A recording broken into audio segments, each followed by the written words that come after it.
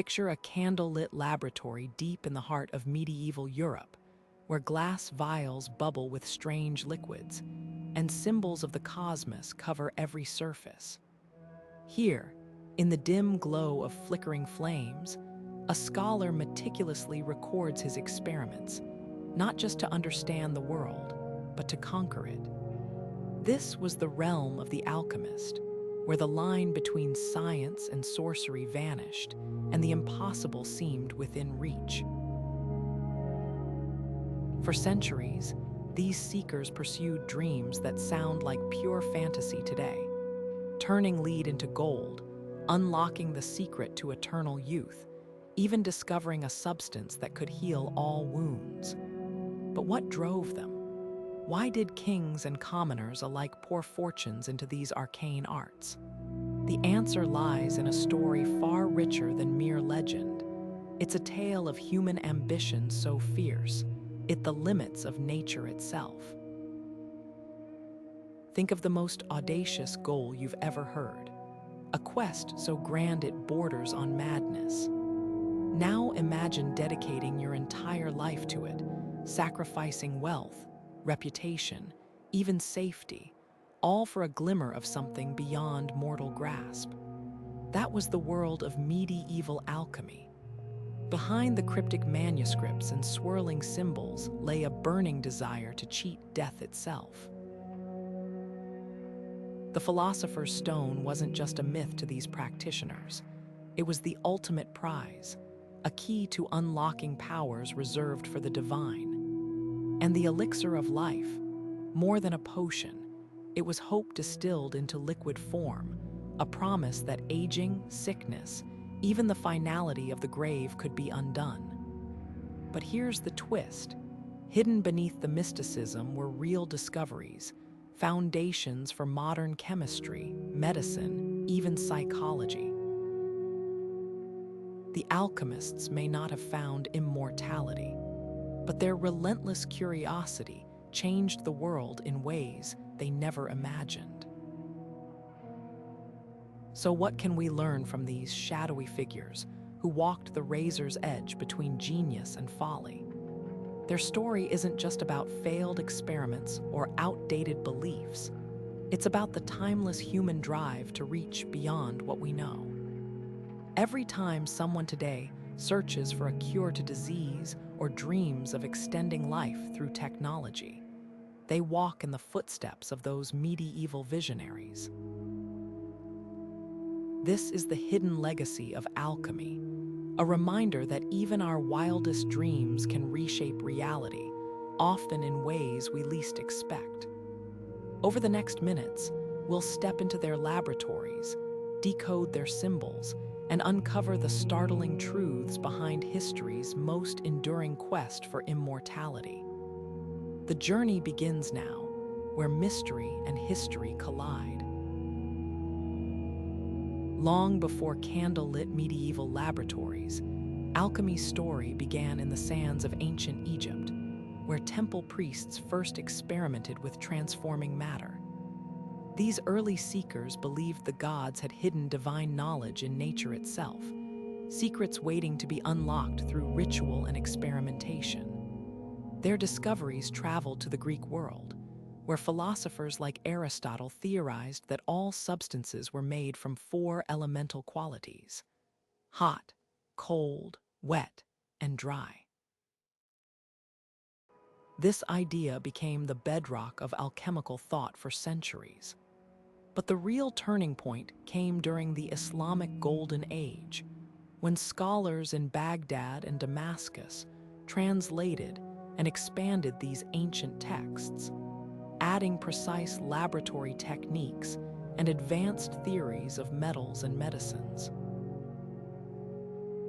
One legendary text bridged these worlds, the cryptic Emerald Tablet, attributed to the mythical Hermes. Its famous maxim, "as above, so below," suggested the universe operated by hidden symmetries, where manipulating physical substances could influence spiritual realities. Islamic alchemists took these ideas further, developing methods for distillation and crystallization still used in labs today. When these writings reached medieval Europe through translations in Spain and Sicily, they collided with Christian mysticism and Jewish Kabbalah, creating an explosive new vision of alchemy.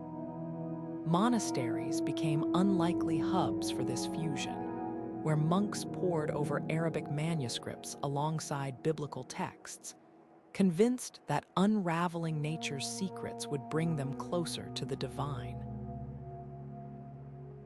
What made this blend so potent was its promise. If matter could be perfected, from base lead to pure gold, then perhaps the human soul could undergo its own transformation. Kings funded alchemical research not just for wealth, but because they saw it as a sacred duty, a way to restore humanity's lost perfection. This wasn't mere chemistry. It was a spiritual quest disguised in the language of furnaces and elixirs.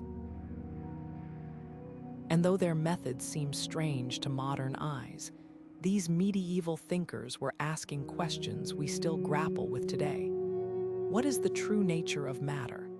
Can humanity transcend its limitations? The answers they sought would shape the birth of modern science and the enduring human hunger to touch the infinite.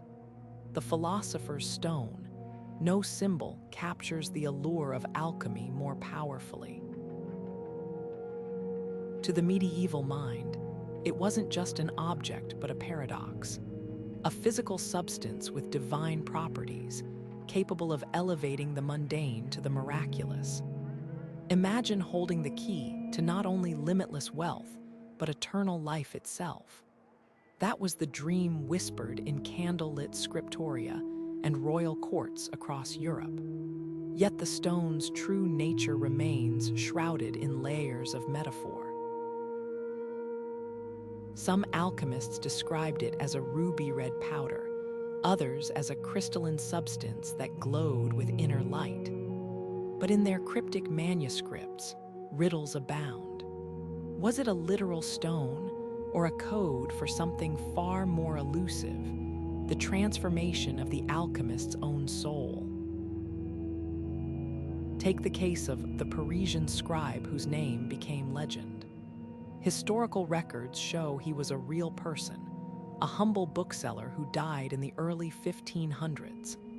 Yet within decades, rumors swirled that he discovered the stone, faked his death, and achieved immortality. How did a man of modest means become the face of alchemy's grandest quest? The answer lies in a mysterious book. Claimed to have acquired an ancient manuscript filled with symbolic illustrations, a tree of celestial bodies, a serpent devouring its tail. After years of deciphering its codes with his wife, he allegedly unlocked the secret of transmutation. Whether true or not, the legend took on a life of its own, blurring the line between fact and alchemical allegory. What's fascinating is how the stone's symbolism shifted across cultures. Islamic alchemists called it the Elixir of the East, focusing on its power to purify metals and cure illness. Chinese sought a similar substance, the pill of immortality through elaborate herbal concoctions.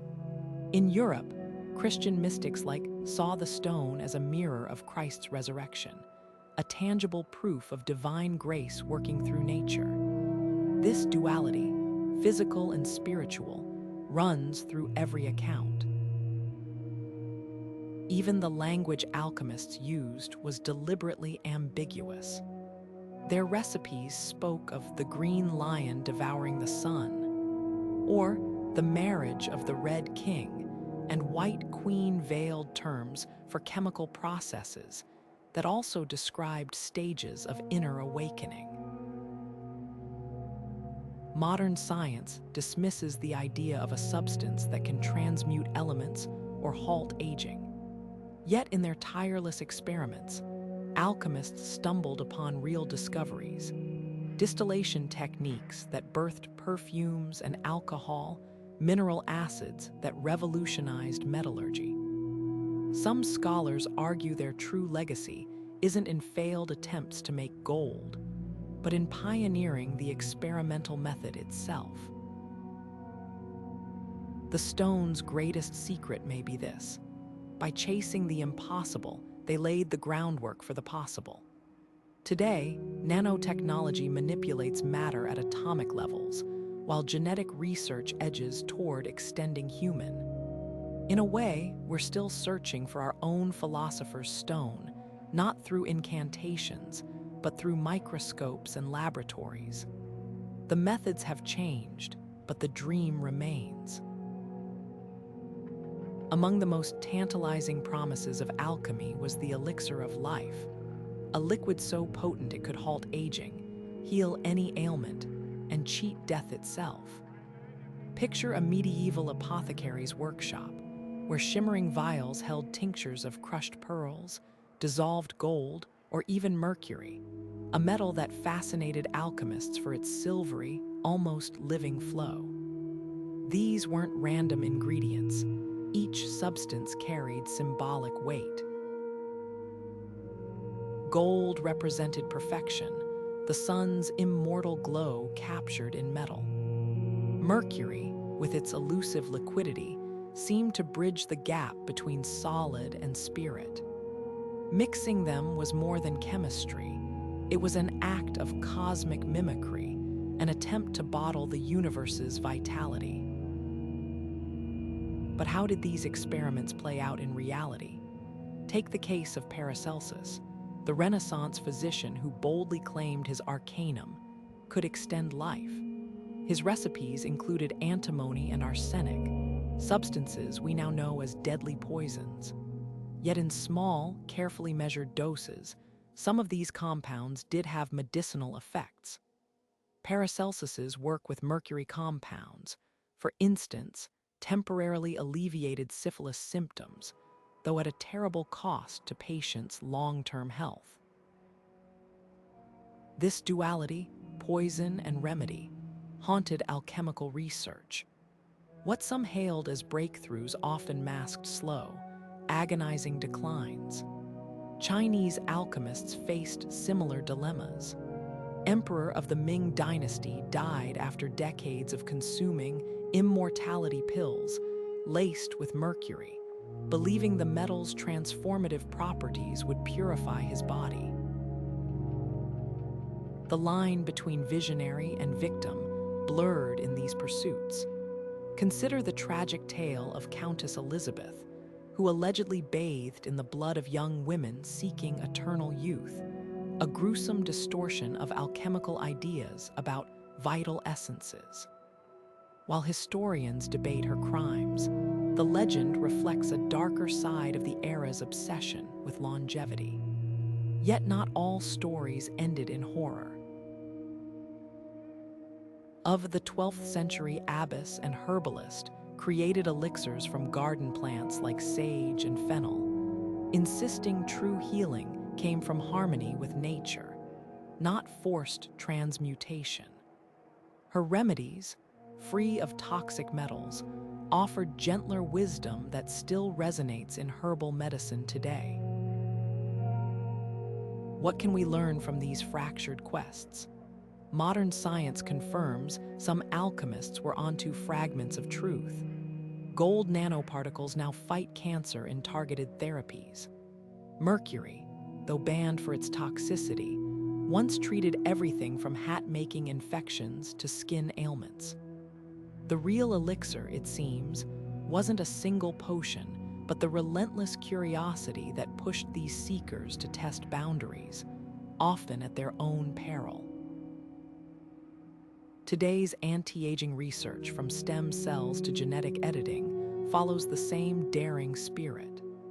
The difference?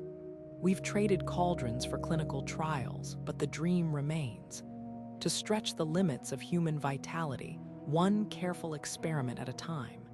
In the dim cloisters of medieval monasteries, a silent battle raged, not with swords, but with symbols.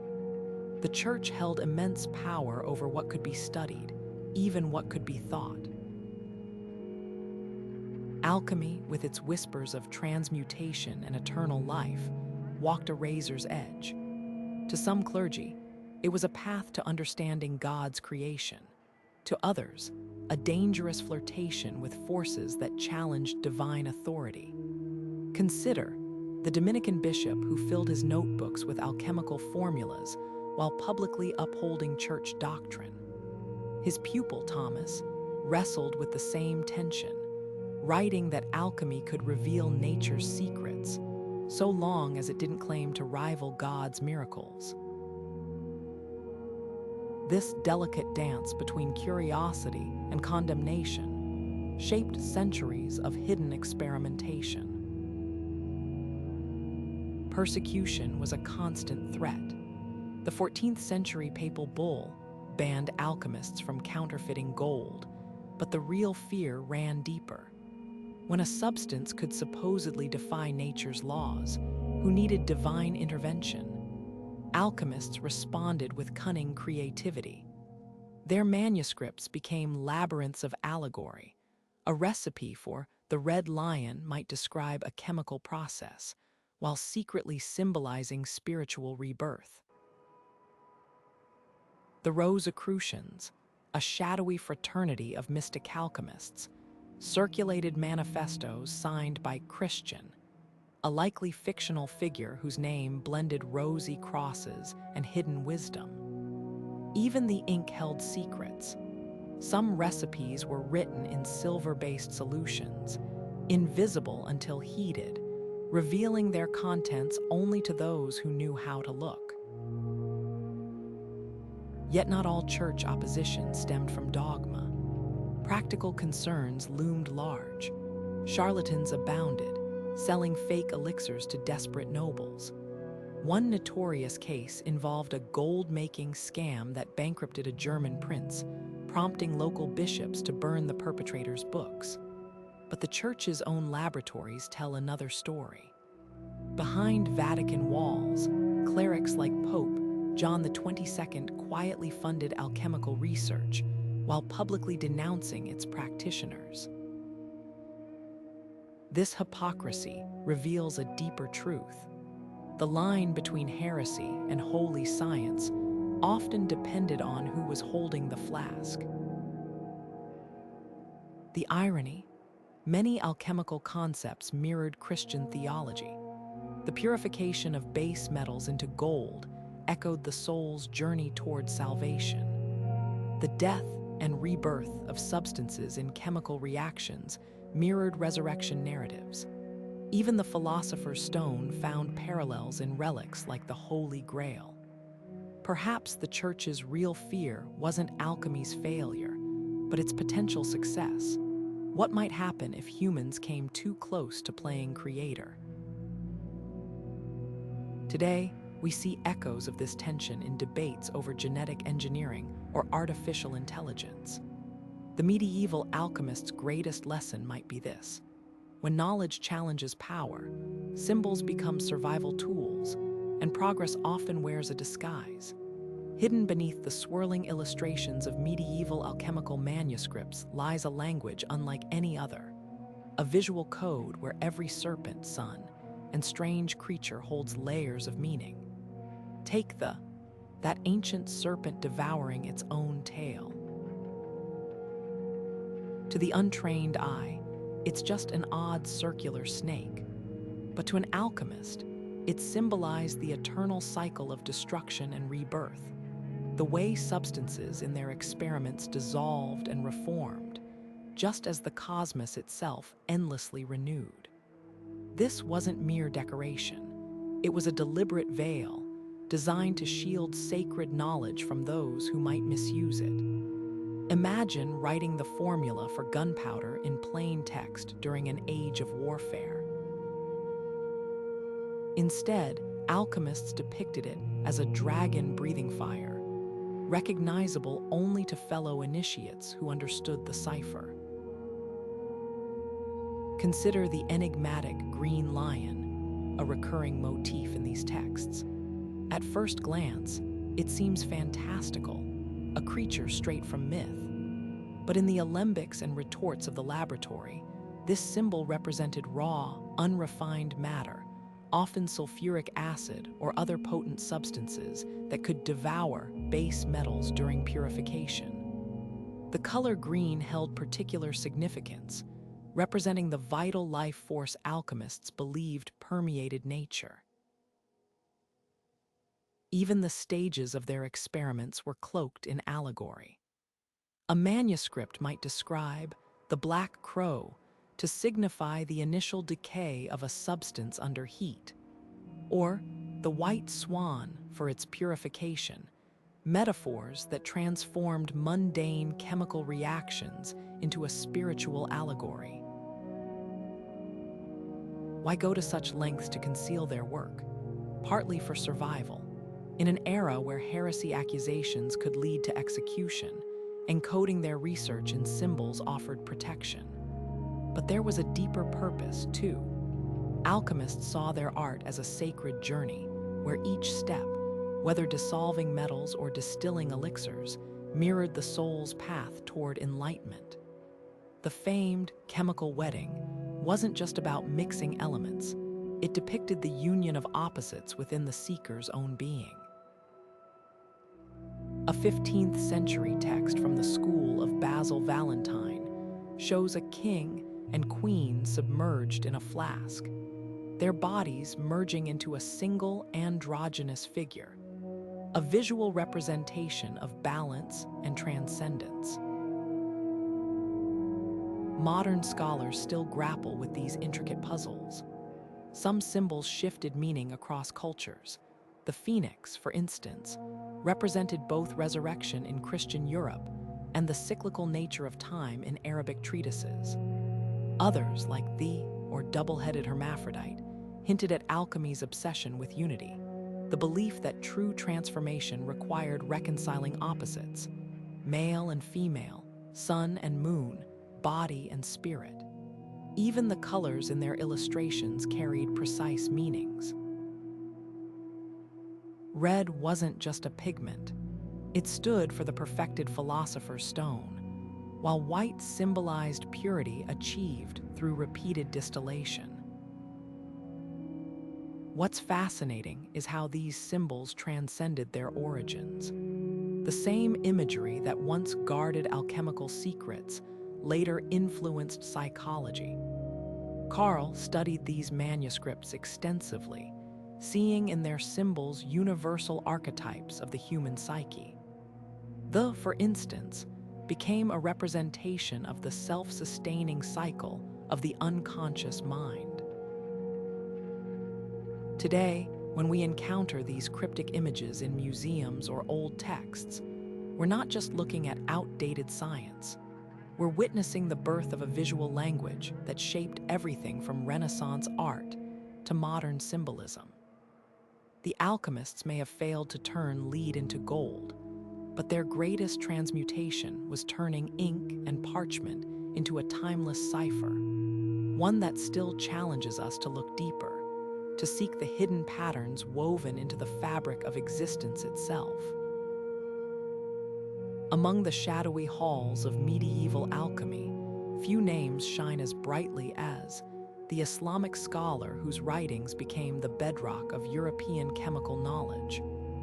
Born in the 8th century, his works introduced groundbreaking techniques, distillation, crystallization, even early forms of acid production that transformed raw experimentation into systematic science. Yet's genius lay in duality. While his practical manuals detailed how to prepare substances like sulfuric acid, his philosophical texts spoke of alchemy as a sacred art, where every experiment mirrored the soul's journey toward perfection. Centuries later, European scholars would copy his recipes while missing his deeper message. That true transformation required both precision in the laboratory and purity in the heart. Then there's the Dominican friar who expectations. In an age when theology dominated intellectual life, he championed the radical idea that nature could, and should, be studied through observation.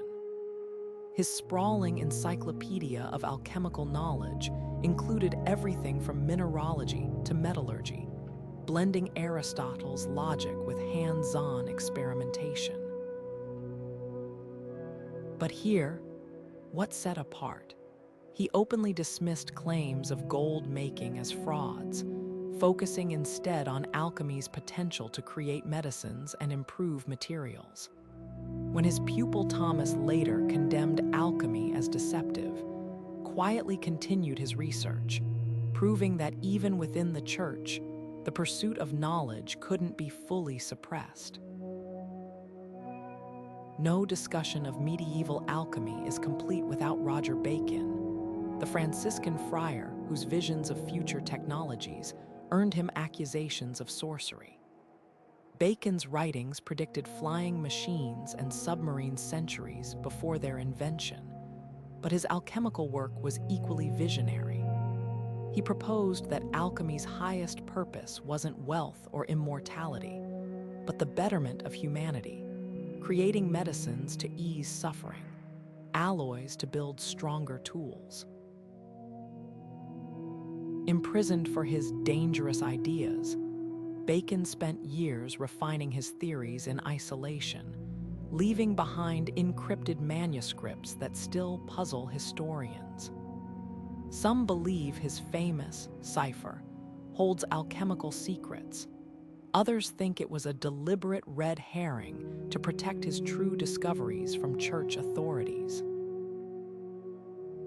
What unites these figures isn't just their brilliance, but their willingness to straddle worlds, science and spirituality, tradition and innovation. Consider the enigmatic figure of Mary the Jewess, one of the few female alchemists recorded from antiquity. Her invention of the bain-marie, a water bath for gentle heating, remains essential in kitchens and labs today.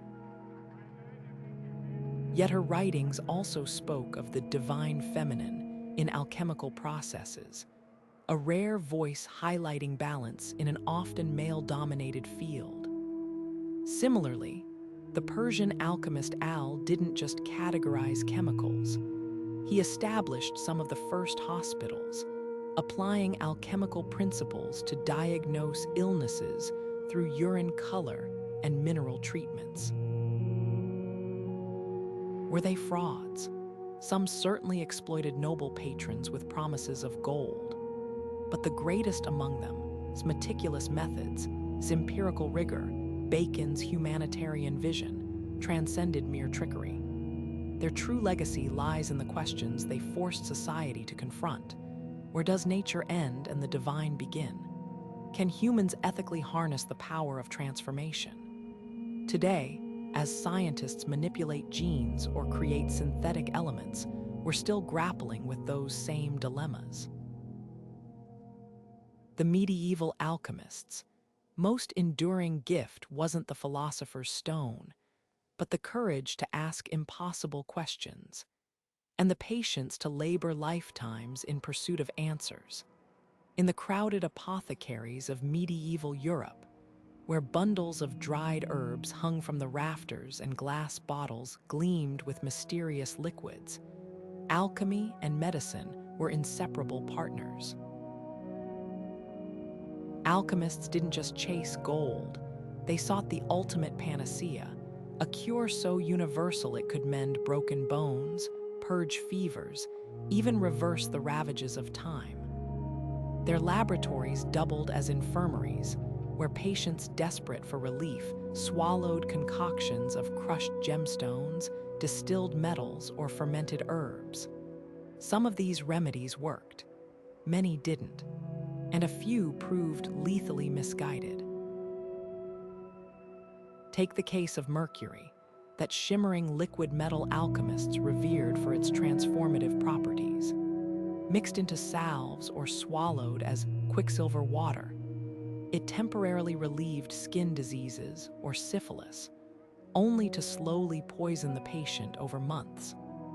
Yet without these risky experiments, modern medicine might never have discovered antiseptics, pain relievers, or even the very concept of chemical-based treatments.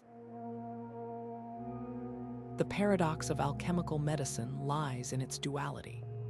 On one hand, you had visionaries like Paracelsus, who boldly declared that diseases weren't caused by divine wrath, but by imbalances in the body's chemistry, a radical idea for the 16th century. He pioneered the use of minerals like antimony and arsenic in tiny, controlled doses, laying the groundwork for chemotherapy centuries later. On the other hand, even he couldn't escape the era's pitfalls.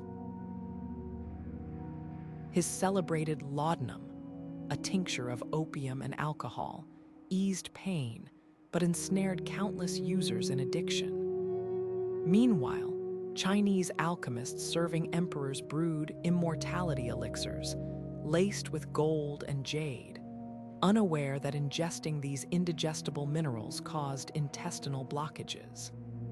The line between healer and harm was often as thin as the edge of a scalpel. What saved alchemical medicine from being dismissed as pure quackery were its occasional, startling successes.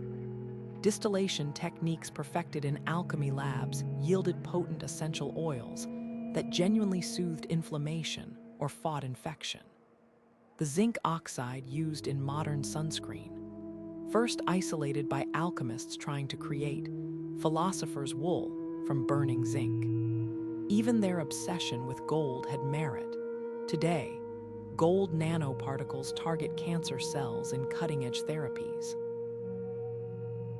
Perhaps the most enduring legacy is their method. By meticulously recording recipes and reactions, alchemists turned folk remedies into reproducible formulas, planting the seeds for clinical pharmacology. Yet for every breakthrough, there were deadly missteps. Consider the tragic fate of Pope Clement VII, whose doctors treated his fever with a powdered remedy containing crushed emeralds, only to fatally rupture his digestive tract. Or the Venetian merchants who peddled dragon's blood resin as a cure-all, unaware it sometimes contained toxic mercury sulfide. These failures forced a slow reckoning. By the 17th century, physicians began systematizing trials, separating effective treatments from superstition. The alchemists' dream of a universal cure faded, but their willingness to experiment, to test nature's limits, left medicine forever changed. Their legacy isn't just in the remedies that worked, but in the courage to fail, adapt, and push forward, a lesson as vital now as it was in the flickering light of their furnace-filled labs. For every visionary alchemist laboring in earnest, there were a dozen others sharpening their skills in deception. The medieval world teemed with charlatans who turned the noble quest for knowledge into a lucrative racket, preying on the hopes of kings and commoners alike. Picture a traveling adept arriving at a noble court, his robes embroidered with celestial symbols, his saddlebags heavy with mysterious powders. With a flourish, he'd demonstrate his art, mixing two liquids to produce a golden shimmer, or transforming a copper coin through clever chemical tricks. These weren't miracles, but sleight of hand. Mercury alloys that mimicked silver, hidden compartments in crucibles that swapped lead for gold-plated bars. The victims, often rulers desperate to refill empty treasuries after wars or famines. Holy Roman Emperor II famously squandered fortunes on alchemical frauds, even knighting obvious swindlers who promised to bankroll his empire with artificial gold. The most audacious scams played on humanity's deepest fears and desires. In 1620, a German named convinced aristocrats he discovered the water of life, bottling ordinary spring water laced with opiates to create euphoric visions. His clients, including a prince bishop, paid exorbitant sums for this elixir, until Scheme collapsed, ending with his dramatic suicide during a seance. Then there were the puffers, so named for their constant use of bellows at furnaces. These showmen staged spectacular demonstrations where smoke and mirrors disguised failed transmutations, blaming impurities in the metals or unfavorable astrological alignments when their tricks failed. Their favorite tactic, the delayed result scam, where they'd plant a gold nugget in a furnace, seal it with wax, and return weeks later to discover their supposed success, long after their payment had been collected. What makes these stories more than mere historical footnotes is how they mirror modern cons. The psychological playbook hasn't changed. Exploit desperation, dazzle with technical jargon, and vanish before the ruse collapses. Even respected figures weren't immune. Isaac Newton, an ardent alchemist himself, lost thousands investing in a fraudulent gold-making scheme, while the brilliant astronomer employed an alchemist who secretly siphoned funds for his own secret experiments. The irony is palpable. Some of history's greatest minds, capable of unraveling cosmic mysteries, fell for the oldest tricks in the book. Yet these deceptions had unintended consequences.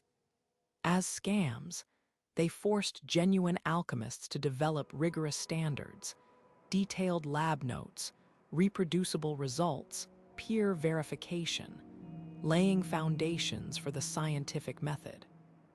Royal courts began demanding bonds from practicing alchemists, refundable only if they produced verifiable gold. Some frauds even accidentally advanced science. Counterfeiters perfecting gold-plating techniques contributed to metallurgy, while fake elixir peddlers spurred advances in analytical chemistry to detect adulterated medicines. The darkest lesson, however, remains timeless. Whether chasing the philosopher's stone or the next miracle drug, humanity's hunger for quick fixes makes us vulnerable.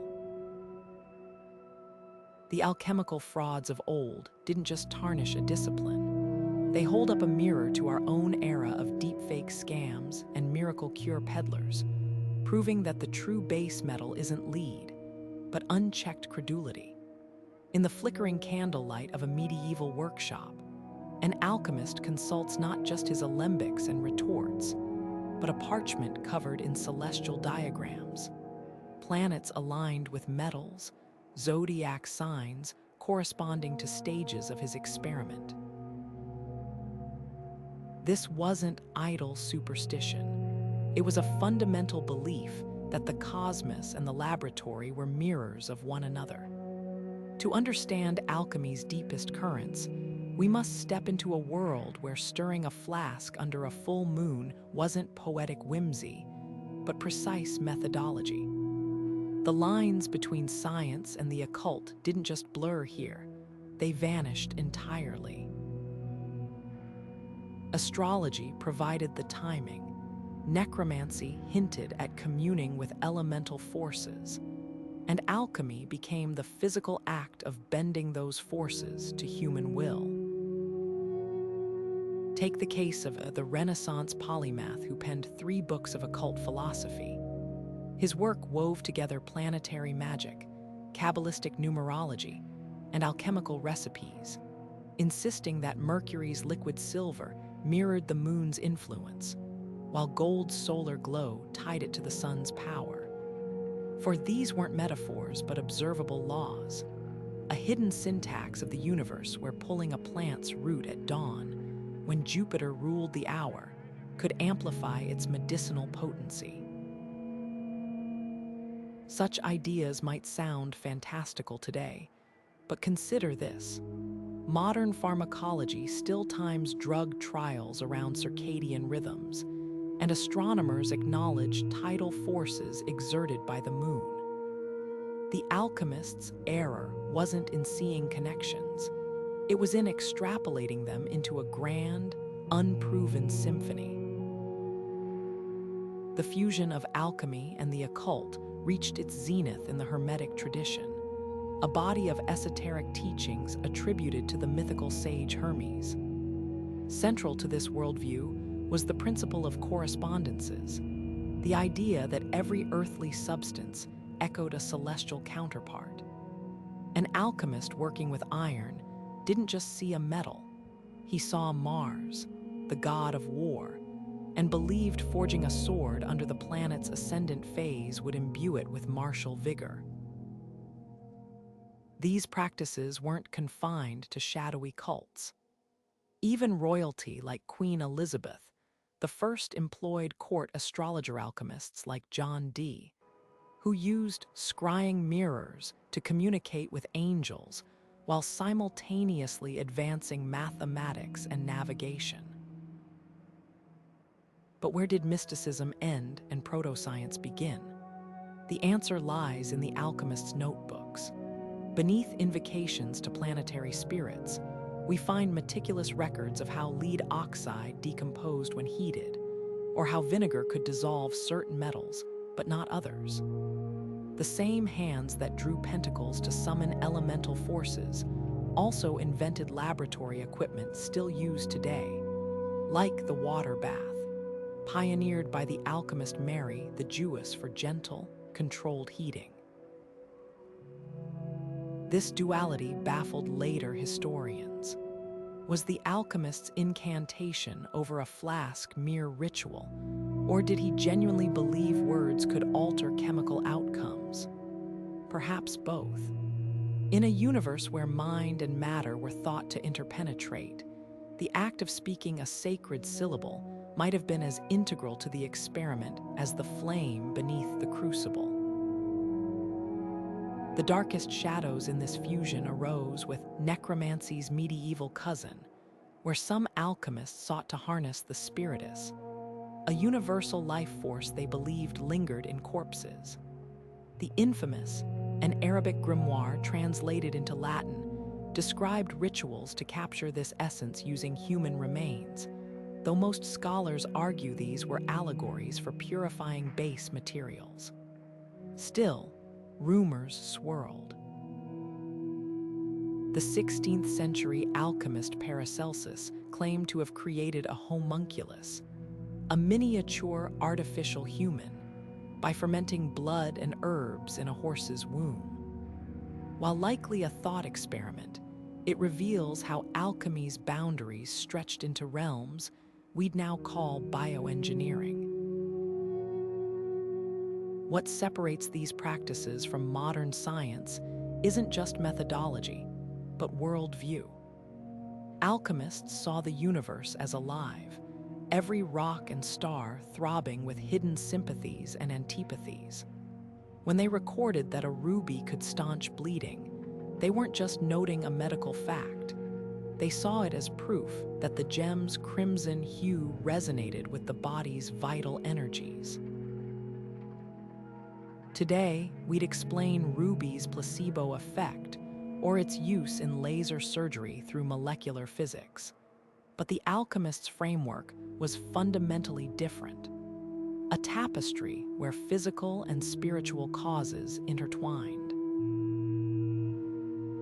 Yet for all its occult trappings, alchemy's legacy persists in surprising ways. The periodic table's symbols for metals, direct descendants of astrological signs alchemists assigned to elements. The placebo effect, now a cornerstone of medical trials, echoes their belief in the mind's power to heal the body. Even quantum entanglement, where particles influence each other across vast distances, wouldn't have shocked an alchemist who believed in cosmic sympathies. Their greatest insight was also their limitation. They understood the universe was interconnected long before they could prove how. The irony, in chasing magic, they laid the groundwork for science.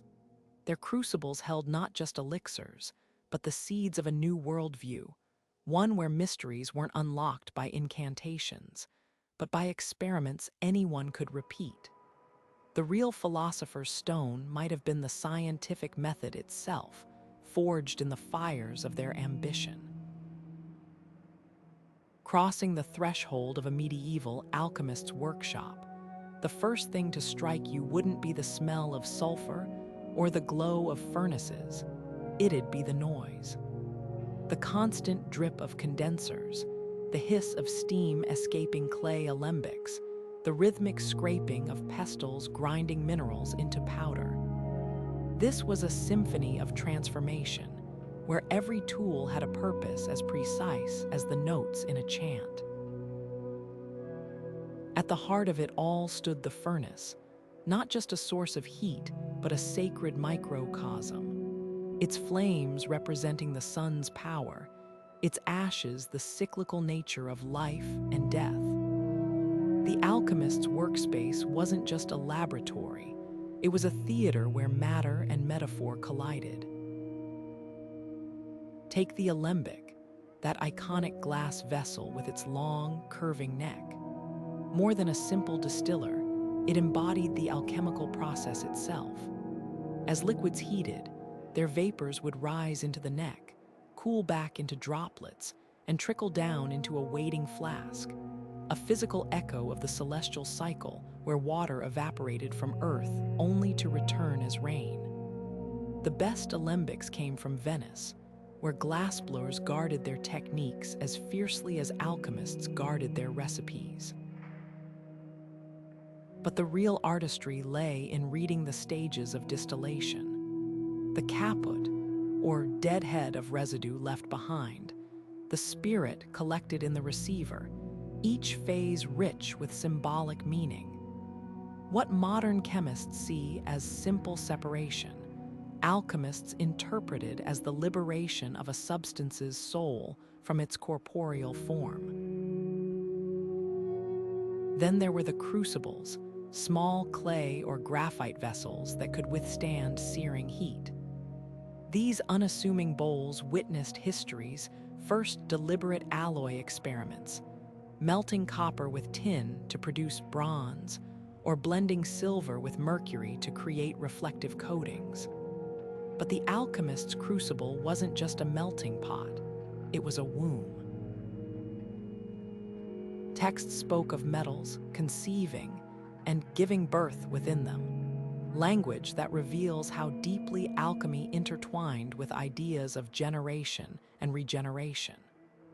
Some crucibles bore inscriptions invoking planetary influences, like a 15th century German example, etched with the symbol of Jupiter, believed to enhance tin's properties during smelting. Perhaps the most underappreciated tool was the mortar and pestle. Grinding ingredients might seem mundane, but alchemists considered it vital, a way to open substances by breaking down their physical form, just as meditation could open the mind. The rhythmic crushing of herbs or minerals wasn't mere preparation. It was the first step in dissolving the boundary between the material and the spiritual. Manuscripts grinding times down to the hour, often correlating with planetary hours for maximum efficacy. An Italian treatise from 1382 even describes using a mortar made from a single piece of volcanic rock, thought to impart the Earth's primal energies into the mixture. What's astonishing is how many of these tools survive in modern labs, not as relics, but as essentials. The water bath Mary the Jewess invented. Today's chemists call it a bain-marie and use it for gentle heating. The alembic evolved into the condenser, a staple in every chemistry classroom. Even the alchemist's meticulous record-keeping set the standard for lab notebooks, with one crucial difference. Where modern scientists note empirical data, alchemists wove observations together with dreams, omens, and astrological events. Their notebooks weren't just records, they were grimoires where the quantitative and qualitative danced together. The true brilliance of these early experimenters lies in their constraints. Without thermometers, they judged heat by the color of flames or the behavior of nearby metals. Lacking precise scales, they measured by volume or even intuition. Yet from these limitations sprang creativity. When an alchemist needed to create a vacuum for sublimation, they'd seal a flask with wax and submerge it in freezing brine. Want a test for gold purity? They developed the touchstone, a black basalt slab that revealed a metal's quality by the streak it left behind. Every workaround was a small triumph, a testament to human ingenuity pushing against the boundaries of the possible. By the 17th century, these workshops began shedding their mystical trappings. Furnaces grew larger, tools more standardized, and the language of recipes less allegorical. But something vital was lost in that transition, the sense of wonder that once turned every experiment into a dialogue with the cosmos. Today's laboratories, with their sterile precision, might produce more reliable results, but few could claim the alchemist's awe when a flask of liquid suddenly gleamed with unexpected gold. In the end, their greatest invention wasn't an elixir or a transmutation. It was the very idea that hands-on experimentation could reveal nature's deepest secrets. The tools they left behind aren't just artifacts. They're bridges between two worlds, where the quest for knowledge was as much about transformation within as discovery without. History often paints alchemy as a brotherhood of bearded sages, but hidden in the margins of ancient manuscripts are names that defy this stereotype. Women who cracked open the sealed world of medieval science with their own hands. Among them shines Maria the Jewess, a figure so influential that her inventions still bear her name today. Picture a woman in 3rd century Alexandria, sleeves rolled up as she adjusts the flame beneath her bain-marie, the gentle water bath she devised to regulate temperature for delicate experiments. This wasn't just kitchen ingenuity.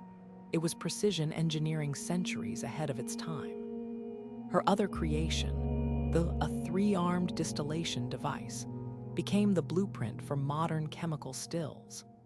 Yet what's most striking isn't just her technical brilliance, but how she framed her work.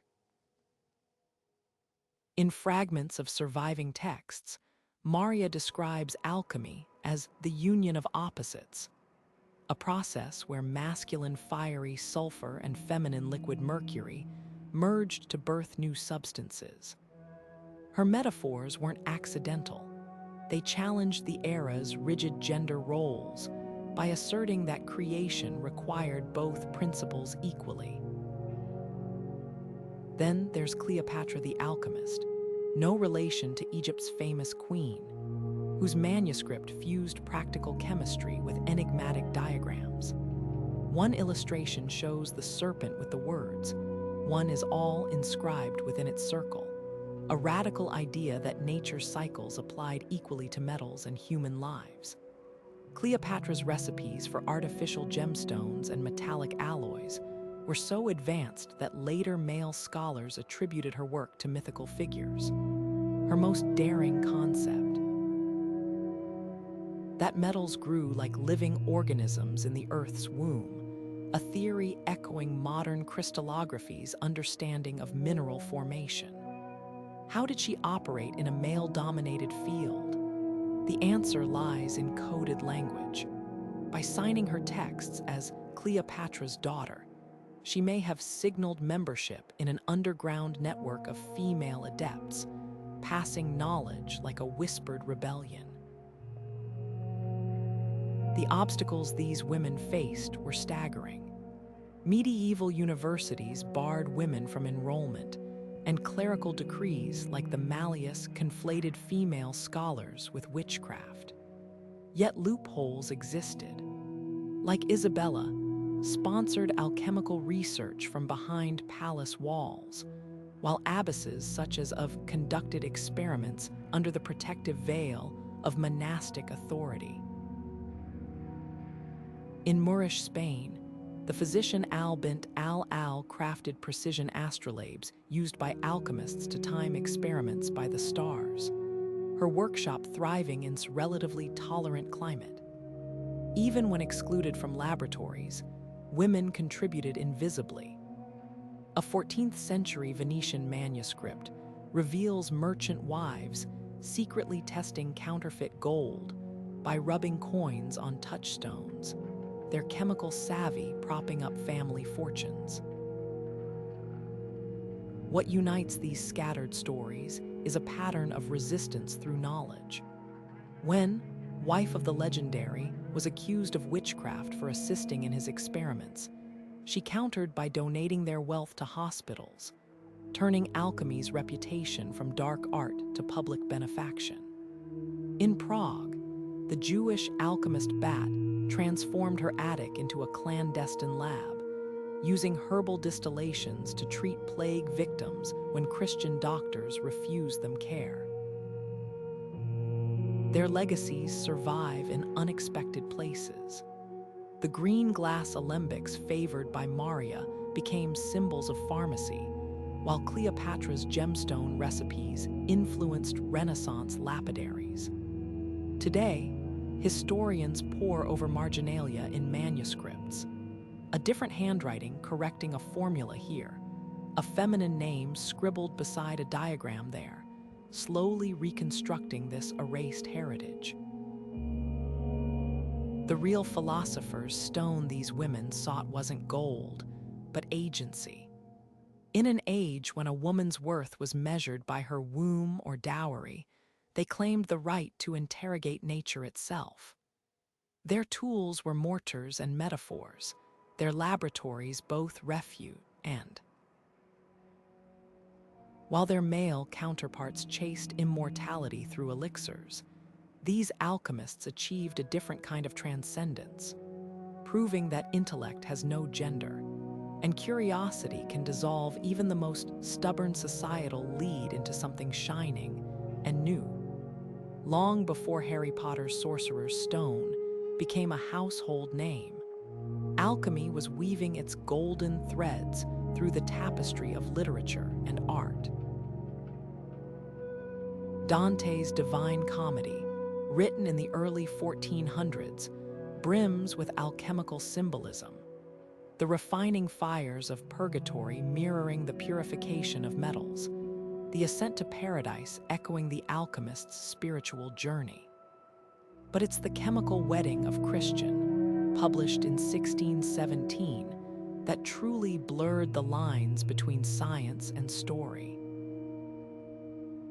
This enigmatic tale, packed with allegorical imagery, royal couples dissolving in flasks, celestial marriages of sun and moon, wasn't just fantasy. It was a coded manifesto for Rosicrucian thought, where laboratory processes doubled as metaphors for inner transformation. Centuries later, J.K. would borrow this very ambiguity, turning the Philosopher's Stone into a plot device that could grant eternal life or unleash unspeakable power, depending on who wielded it. The Renaissance saw alchemy explode onto canvas as vividly as it did into laboratories. Painters hid alchemical symbols in their works. His Garden of Earthly delights teams with egg-shaped flasks and melting figures that mirror manuscript illustrations of dissolving metals. Even Leonardo da Vinci, often celebrated as a pure scientist, filled his notebooks with alchemical musings, sketching furnaces alongside flying machines. But it was the 17th century artist who captured alchemy's quiet magic best. His The Alchemist shows a man not hunched over gold, but bathed in ethereal light, as if the act of seeking itself held divinity. These artists understood something modern creators still grasp. Alchemy's power lies not in its literal recipes, but in its ability to frame human ambition as something luminous and limitless. Fast forward to the 20th century, and alchemy's metaphors found new life in fantasy literature. C.S. Lewis's The Silver Chair features a green witch who enslaves souls, a nod to the green lion of alchemical texts, symbolizing corrosive primal matter. Philip Pullman's His Dark Materials trilogy reimagines the philosopher's stone as dust, a cosmic substance bridging worlds. Even video games like Alchemist hinge on the principle of equivalent exchange, a direct lift from medieval alchemical doctrine that nothing can be created without sacrifice. What makes these modern adaptations so compelling is how they retain alchemy's core tension. The tantalizing, dangerous idea that knowledge could remake the very fabric of reality. Yet nowhere is alchemy's cultural endurance clearer than in music. The Beatles' Abbey Road album cover, with its purported clues about death, sparked theories tied to alchemical resurrection myths. David Bowie's The Next Day lyrics reference the alchemist's way, while bands like Tool weave alchemical imagery into album art and lyrics alike. These artists tap into the same mystique that mesmerized medieval scholars, the notion that art, like alchemy, can transmute base emotions into something transcendent. What unites these disparate works across centuries is alchemy's dual role as both science and story. When George R.R. Martin writes of steel in Game of Thrones, he's channeling the same wonder medieval smiths felt creating Damascus blades, real weapons so advanced they seemed magical. Alchemy's true cultural alchemy lies here, its ability to transform historical practice into timeless myth, proving that the human hunger for transformation, of metals, of selves, of worlds, never really changes. Whether in parchment margins or pixelated quests, the quest for the philosopher's stone endures because it's never really been about gold. It's about the audacity to believe we, too, can rewrite the rules of existence. Among the most enigmatic symbols in alchemy lies the chemical wedding, not a literal ceremony, but a dazzling metaphor for the moment opposites unite to birth something greater than themselves. Picture two figures in medieval manuscripts, a sun-crowned king and a moon-adorned queen, standing in a flask as their bodies dissolve into a single radiant being. This wasn't fantasy. It was the alchemist's ultimate aspiration, the fusion of sulfur's fiery masculinity and Mercury's fluid femininity, the marriage of celestial forces that would yield the philosopher's stone. But beneath the ornate imagery pulsed a truth far more profound, the belief that transformation required reconciling contradictions, both in the laboratory and the soul. Take the famed Rosarium illustrations, where the royal couple's union progresses through stages, embracing in a bath, dying in a coffin, then ascending reborn. Each step mirrored actual lab processes, dissolving metals in acid, the bath, reducing them to ash, the coffin, and finally crystallizing new compounds, the rebirth. Yet these weren't just technical manuals. The alchemist viewing these images understood they also mapped an inner journey, where the sun of conscious will had to harmonize with the moon of intuition, where logic and mystery entwined like the serpents of Hermes, Caduceus.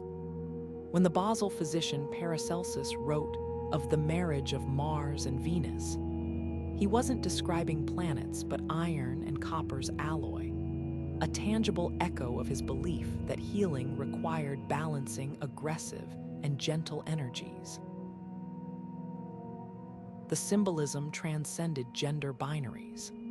In Chinese alchemy, the dragon and phoenix's dance represented yin and yang merging in the crucible, their interplay generating the elusive golden pill of immortality. Persian alchemists spoke of the red man and white woman, whose union purified base metals, while Kabbalistic texts framed the chemical wedding as the sacred coupling of divine wisdom and understanding. What unified these traditions was the radical idea that perfection emerged not from eliminating opposites, but from their sacred tension. Even the vessels used mattered, alembics shaped like uteruses, crucibles inscribed with zodiacal pairs, tools designed to mimic nature's generative power. Modern eyes might dismiss this as poetic pseudoscience, but the alchemical wedding's legacy endures. Jungian psychology sees it as the integration of animus and anima, the inner masculine and feminine that shape human wholeness.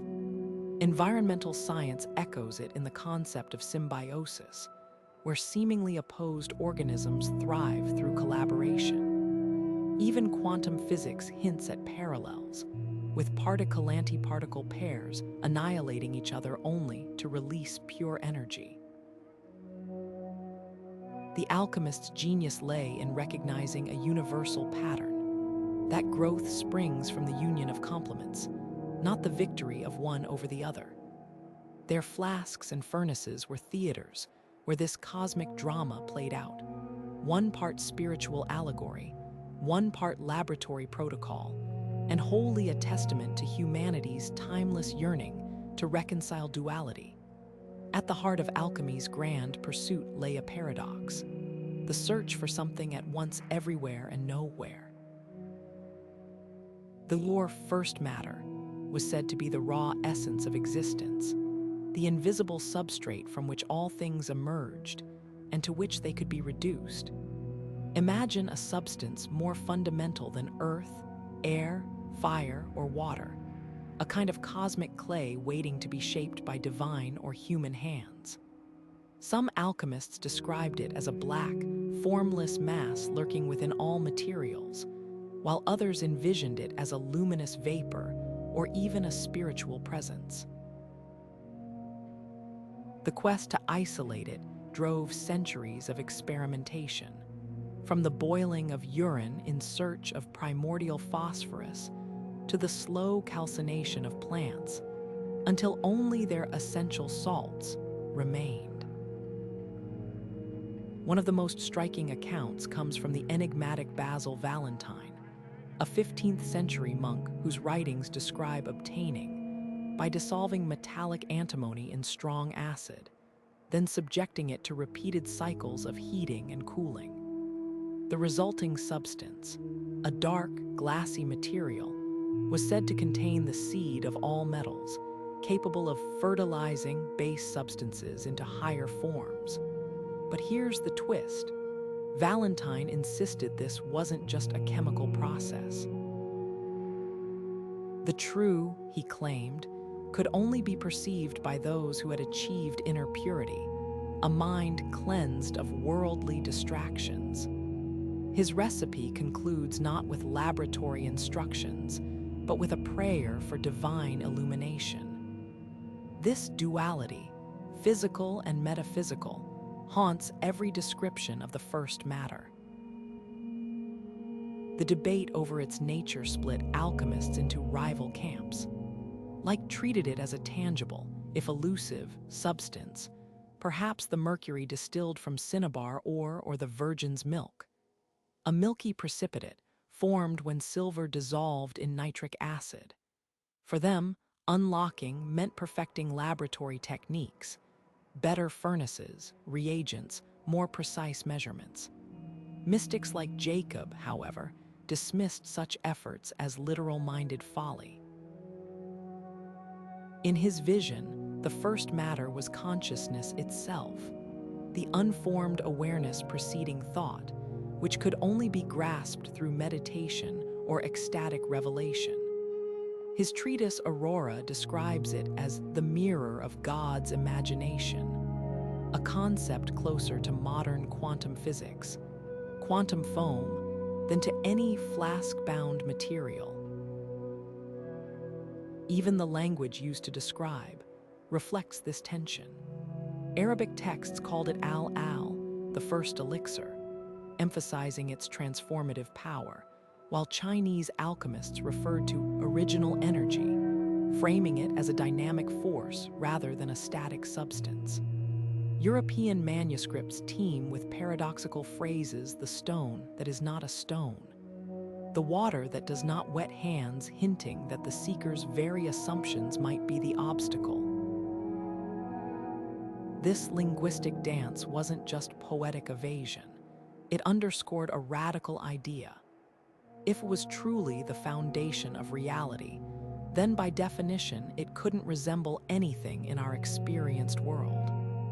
Like a two-dimensional being trying to conceive of depth, alchemists strained against the limits of perception. Modern science offers unexpected echoes of this ancient quest. The boson, dubbed the God particle, shares eerie similarities with both are theorized to imbue other particles with mass. Both resist straightforward observation. Even the Big Bang's singularity, a state where all matter and energy were unified, mirrors alchemical descriptions of the undifferentiated first matter. The difference, of course, lies in methodology. Where alchemists relied on analogy and intuition, physicists deploy particle colliders and mathematical models. Yet both endeavors spring from the same awe before nature's underlying unity. Perhaps the deepest lesson of the hunt lies in its refusal to be pinned down. Whether seen as a chemical, a spiritual concept, or a philosophical koan, it challenged alchemists to question their most basic assumptions about substance and transformation. In an age before microscopes or atomic theory, their stumbling efforts to grasp the ungraspable laid groundwork for chemistry, materials science, even psychology. The first matter may have eluded their flasks, but in seeking it, they reshaped humanity's understanding of the fabric of reality itself. For the medieval alchemist, lifting a flask to catch the light wasn't just about observing reactions. It was about aligning with the cosmos itself.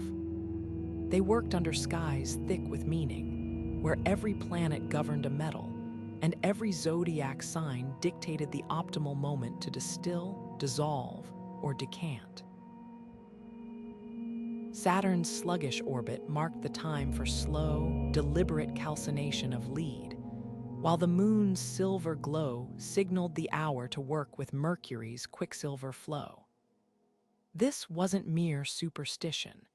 It was a meticulously crafted system, a belief that the same celestial forces tugging tides and guiding crops could amplify or doom an experiment. A 15th century manuscript from the workshop of an Italian adept spells it out plainly. As the sun in Leo stirs the heart's blood, so too does it quicken gold's maturation in the flask. The roots of this cosmic chemistry run deep.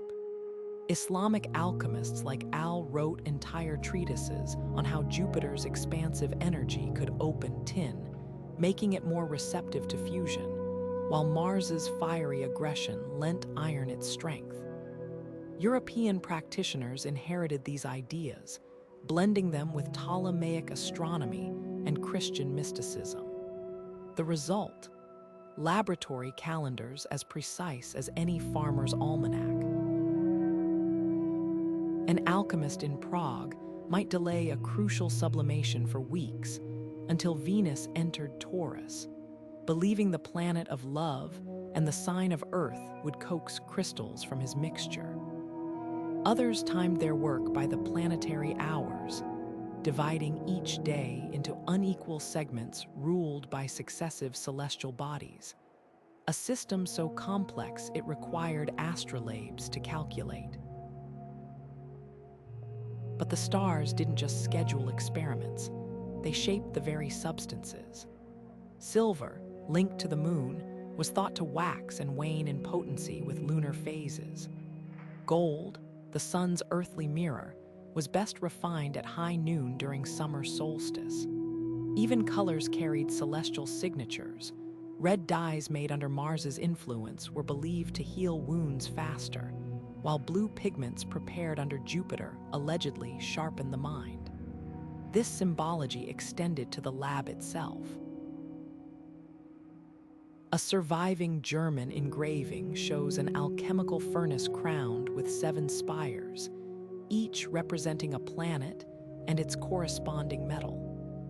The furnace wasn't just a tool, it was a microcosm of the universe, its flames replicating the divine fire that animated the stars. Critics might dismiss this as fantastical, but modern science uncovers eerie parallels. Solar storms disrupt electromagnetic equipment, proving celestial bodies indeed affect Earth systems. Chronobiology confirms that human metabolism and hormone production fluctuate with circadian and lunar rhythms. Even the placebo effect echoes alchemy's core premise, that belief and timing can alter material outcomes. The alchemists' error wasn't in observing connections, but in overextending them into a universal rulebook. The legacy of astral alchemy lingers in unexpected places. Traditional Chinese medicine still harvests certain herbs at specific moon phases. Winemakers time fermentations by lunar cycles, a practice rooted in medieval monastic traditions. And though no chemist today consults horoscopes, the very symbols for elements like iron, Mars's shield and spear, and copper, Venus's mirror, remain celestial hand-me-downs. The real revelation. Alchemy's astrological framework, for all its flaws, reflected a universe far more interconnected than medieval minds could prove. A vision science is only now catching up to, as quantum physics explores how observation itself might alter reality. The stars they sought to harness weren't just guides, they were mirrors, reflecting humanity's timeless desire to find order in the chaos of existence.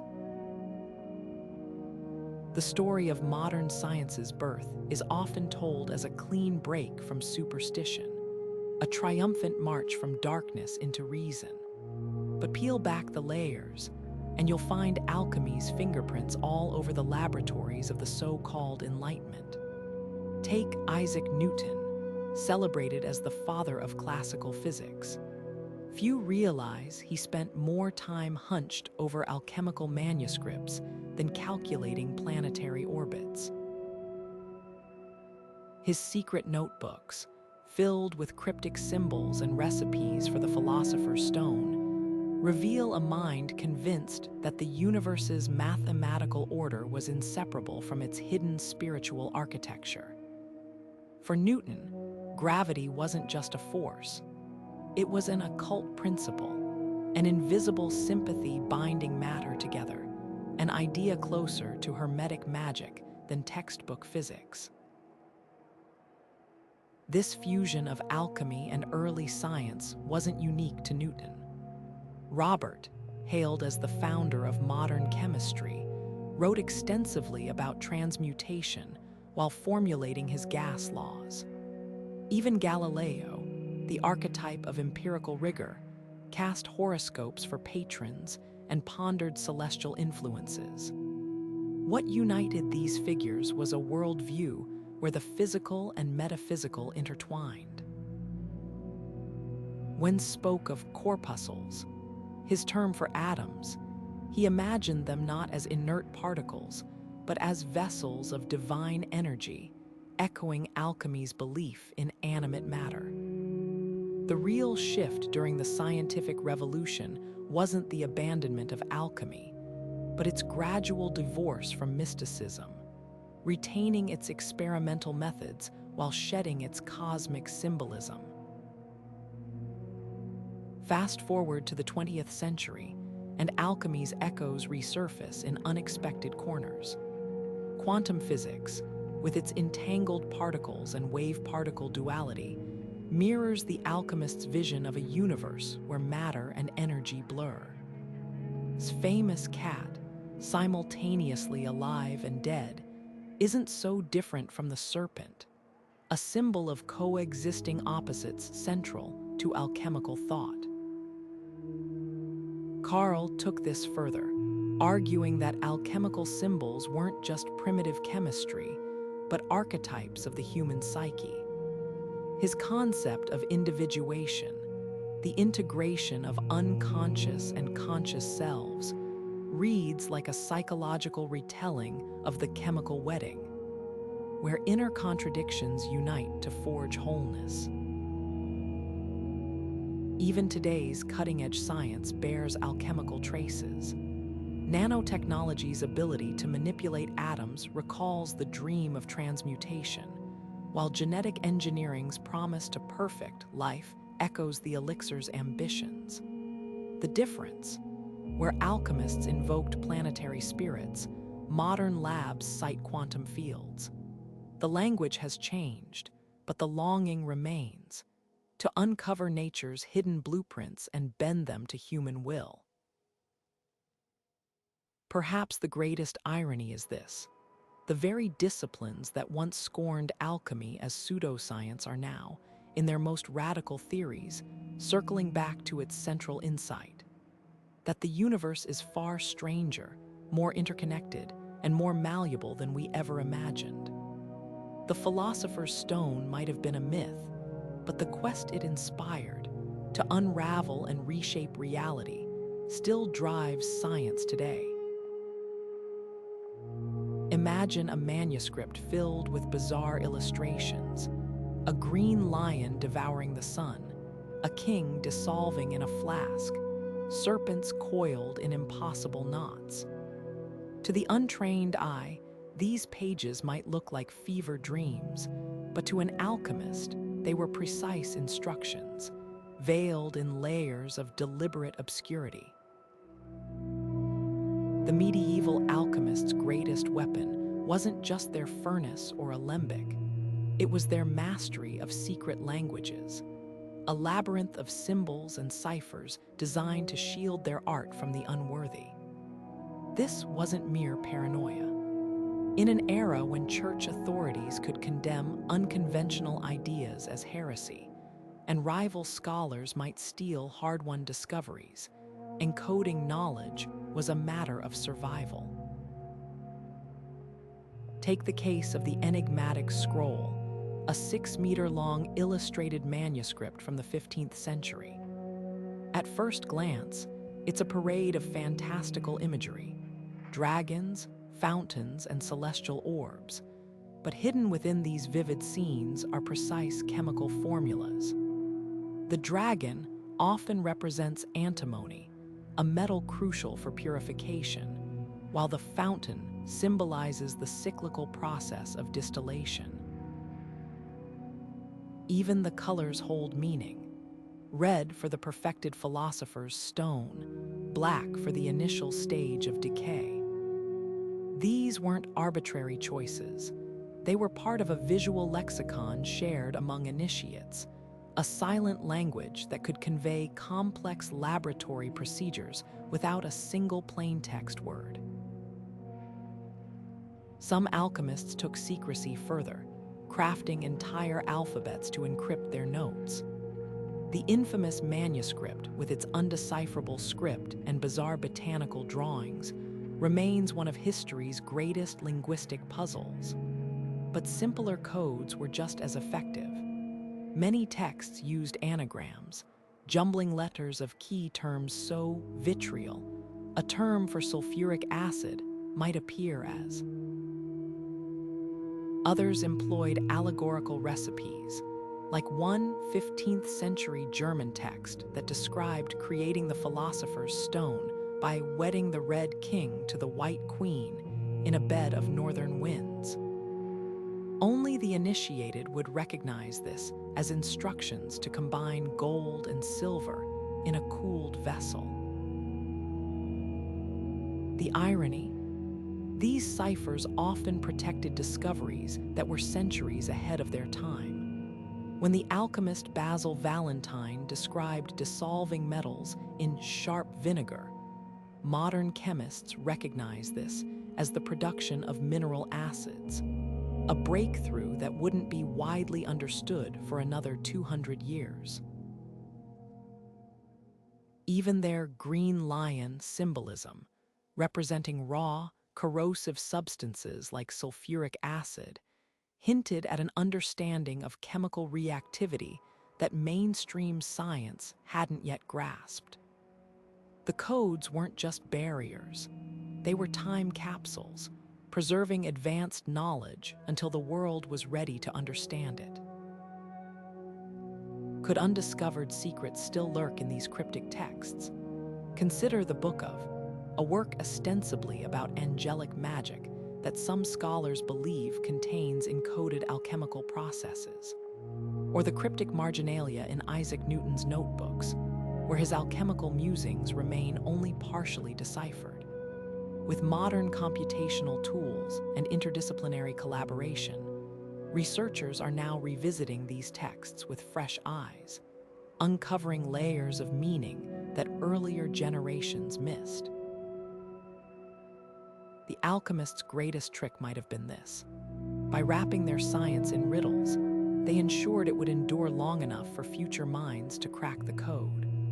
Their symbols weren't just shields, they were bridges across time, inviting us to join a conversation that began in candlelit workshops and continues in digital archives today. Carl spent years hunched over medieval alchemical texts, not to unlock the secrets of lead into gold, but to decipher a far more elusive mystery: the human psyche. Where others saw primitive chemistry, recognized something startling. The alchemists' elaborate symbols weren't just about transforming metals. They were a coded map of inner transformation, a blueprint for the soul's evolution. Picture an alchemist laboring over his furnace, purifying metals through fire and dissolution. For this wasn't merely lab work, it was a mirror of the painful, necessary process of confronting one's own shadows, dissolving the ego's illusions, and emerging renewed. The blackened mass of decay in the flask, that was the psyche's darkest corners, the repressed fears and desires that must be acknowledged before growth can begin. The gleaming gold at the end, not a physical substance, but the integrated self, whole, balanced, fully realized. This psychological alchemy unfolds in stages eerily parallel to laboratory processes. Take the initial blackening where substances rot and break down.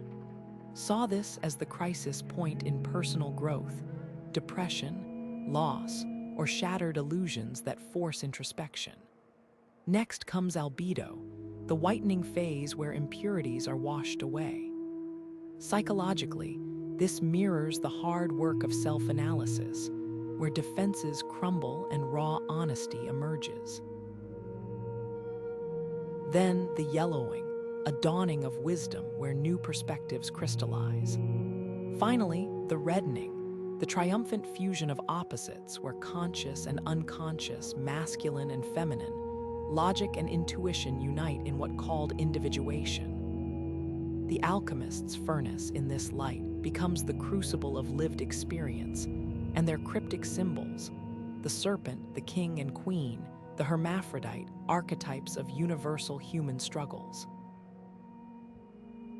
His most radical insight was this: the alchemists, though fixated on external results, were unwittingly documenting an inner process. When they wrote of the chemical wedding between sun and moon, They were describing the psyche's need to reconcile opposing forces, reason and emotion, aggression and compassion. Their endless quest for the philosopher's stone, a metaphor for the elusive wholeness we all chase. Even their failures resonated.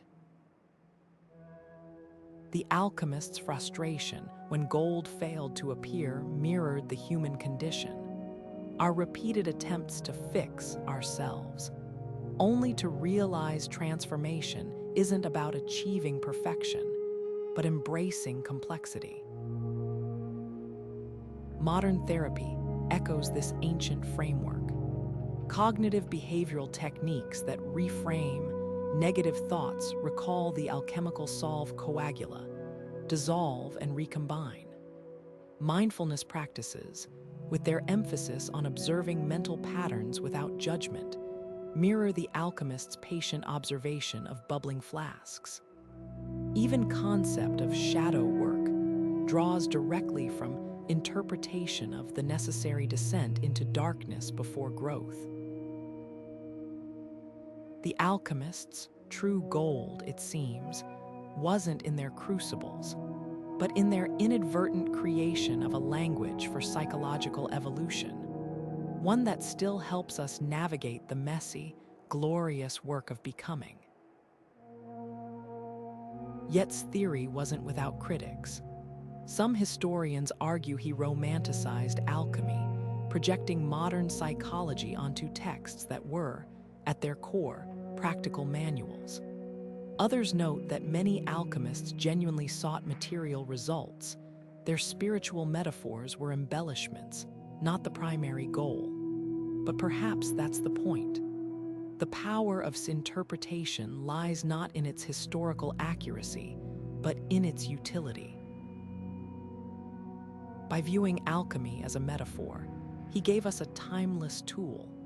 The idea that every external struggle reflects an inner journey, and that true transformation begins when we stop chasing elixirs and start confronting what's already within. The philosopher's stone was never hidden in a flask. It was waiting in the mirror all along. When the Black Death swept through Europe in the mid-1400s, turning bustling cities into graveyards, alchemists emerged as unlikely first responders, armed not with prayers, but with bizarre elixirs and smoke-filled laboratories.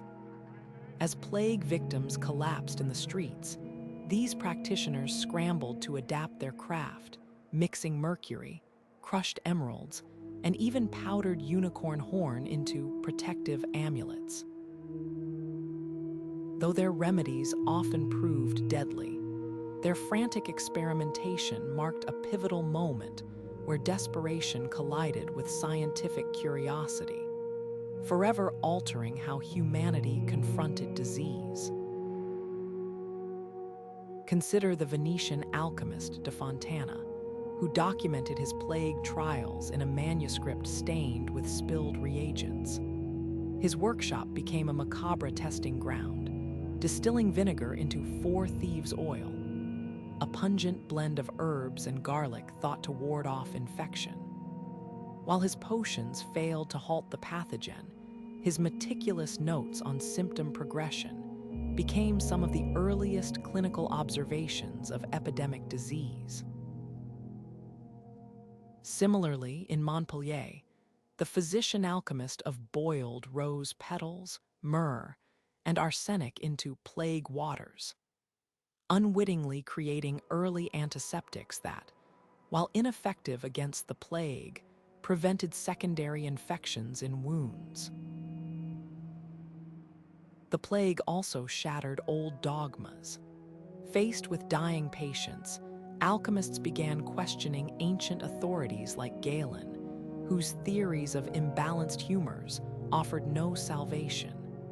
In their place emerged bold, if flawed, new ideas. The Parisian alchemist Bonus proposed that plague spread through miasmatic atoms, invisible corruptions in the air, a crude foreshadowing of germ theory. Others, like the Franciscan alchemist John of turned to quintessence, a purified alcohol extract they believed held nature's life force. His distillations of rosemary and juniper, though intended as divine panaceas, became prototypes for modern essential oils with genuine antimicrobial properties.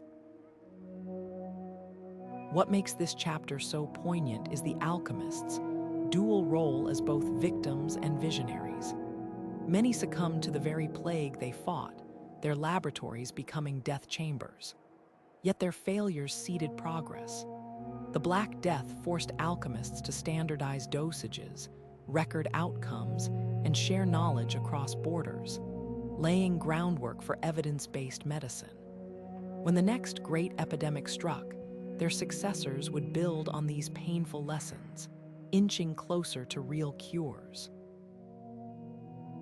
The plague's darkest gift was this. In the crucible of catastrophe, the line between mysticism and science began to blur, forging a new ethic of experimentation that would one day save millions. By the dawn of the 18th century, the once great halls of alchemy stood hollow, their furnaces cold, their symbols fading into obscurity. What had been Europe's most revered intellectual pursuit for centuries was now mocked as the delusion of charlatans and dreamers. The decline wasn't sudden. It came with the slow, relentless grind of the Enlightenment, as thinkers like Robert and dismantled alchemy's mystical foundations brick by brick. Its meticulous scales measured what alchemists had only hinted at: the conservation of mass, the reality of chemical elements, rendering the philosopher's stone as obsolete as the astrolabe. The Royal Society, once a haven for alchemical speculation, now demanded reproducible experiments, quantitative data, and peer review. The age of secret symbols and celestial timing was over. But to call this a simple victory of science over superstition misses the deeper story. Alchemy didn't so much die as undergo its own transmutation. Consider the curious case of phlogiston, the hypothetical fire element proposed by German alchemists to explain combustion. When disproved its existence, he didn't just debunk an idea, he repurposed it. His discovery of oxygen retained echoes of alchemical thinking, framing reactions as exchanges of invisible substances. Even the periodic table, that icon of modern chemistry, bears alchemy's fingerprints in its symbols. Iron's, Mars, and copper's, Venus, are direct descendants of planetary sigils scratched into medieval manuscripts. The real shift was one of language, not logic. Where alchemists spoke of the marriage of metals, chemists described bonding. The green lion of sulfuric acid became H2SO for the same processes: distillation, sublimation, precipitation, continued in laboratories worldwide, stripped of their allegorical veils. Even the quest for transformation survived, albeit in new forms. When 19th century scientists synthesized urea from inorganic compounds, they achieved what alchemists had only dreamed of: creating life's building blocks from base matter. The Elixir of Life morphed into the biomedical revolution's pursuit of longevity through vaccines and antibiotics. Yet traces of the old mysticism lingered. Carl's rediscovery of alchemical symbols as archetypes of the psyche gave them new relevance in psychology. Theosophists and Rosicrucians kept the flame alive in esoteric circles, while poets like Yeats and Blake wove alchemical imagery into their verses. Even modern particle physics, with its hunt for the God particle and theories of dark matter, carries an alchemical echo: the belief that hidden forces underlie visible reality. Perhaps alchemy's true legacy lies in this duality. It was neither pure science nor mere superstition, but a bridge between worlds, one that taught humanity to question, experiment, and imagine beyond the limits of its time. The laboratories changed, but the longing remained, to unravel nature's secrets and, in doing so, transform ourselves. What the Enlightenment dismissed as folly might have been the necessary chrysalis for the science we know today. The alchemists' crucibles cracked, but the gold they sought was real, just not the kind they expected. In a world dominated by quantum physics and genetic engineering, the revival of alchemy might seem like a step backward, but look closer, and you'll find something remarkable. Laboratories are reconstructing medieval experiments with cutting-edge technology. Artists are weaving alchemical symbols into digital installations, and spiritual seekers are poring over centuries-old manuscripts as if they held the secrets of the universe. Why does this ancient art, once dismissed as superstition, resonate so powerfully today? The answer lies in its unique blend of mystery and methodology, a bridge between the tangible and the transcendent that modern science often lacks. Take the work of historian Lawrence at Johns University, where teams use replica furnaces and period-accurate tools to recreate alchemical processes. When they followed a 15th century recipe for philosophically mercury, a substance believed to dissolve gold at room temperature, they weren't just playing at history.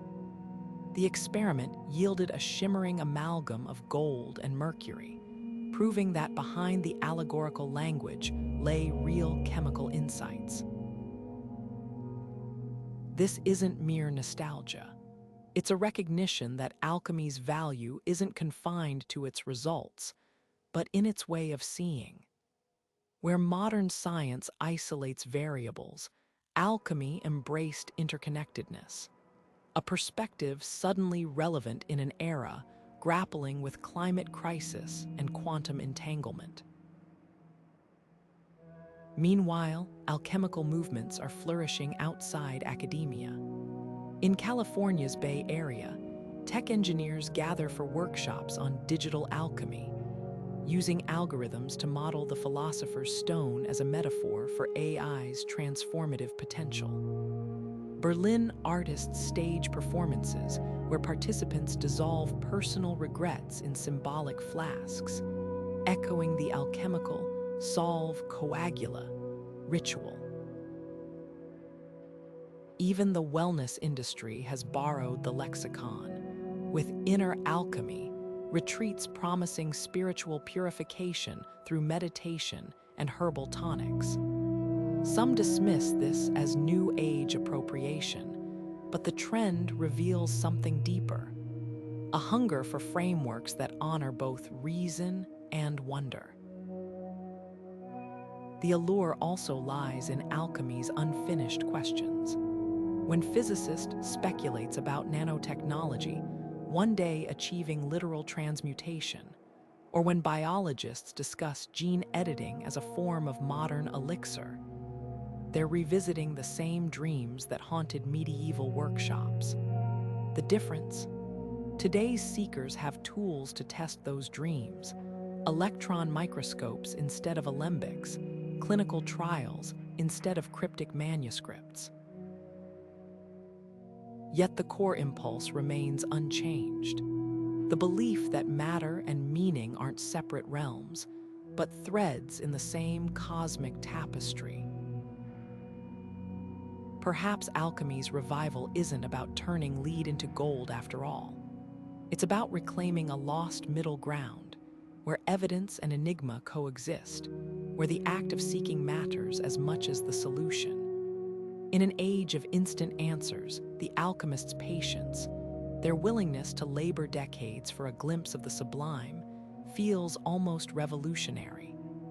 The furnaces may be cold, but the fire they lit still burns, a reminder that some truths aren't found but forged.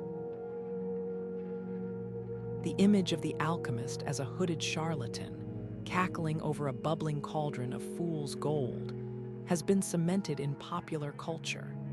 But peel back the layers of legend, and you'll find a reality far more fascinating. Yes, frauds existed, peddling bogus elixirs to gullible nobles. But to dismiss all alchemists as swindlers is like labeling every scientist a mad genius just because a few experimented dangerously. The truth: most were scholars, monks, even royals who saw their work as a sacred fusion of faith and reason. Take the case of the second, Holy Roman Emperor, who turned Prague Castle into a hub for legitimate alchemical research. His court wasn't filled with con artists, but with astronomers and thinkers like John Dee, men who viewed alchemy as the highest form of natural philosophy.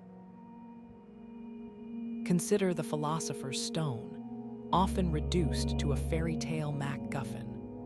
While no one ever crafted a substance that could transmute lead into gold or grant eternal life, the quest for it yielded real-world breakthroughs.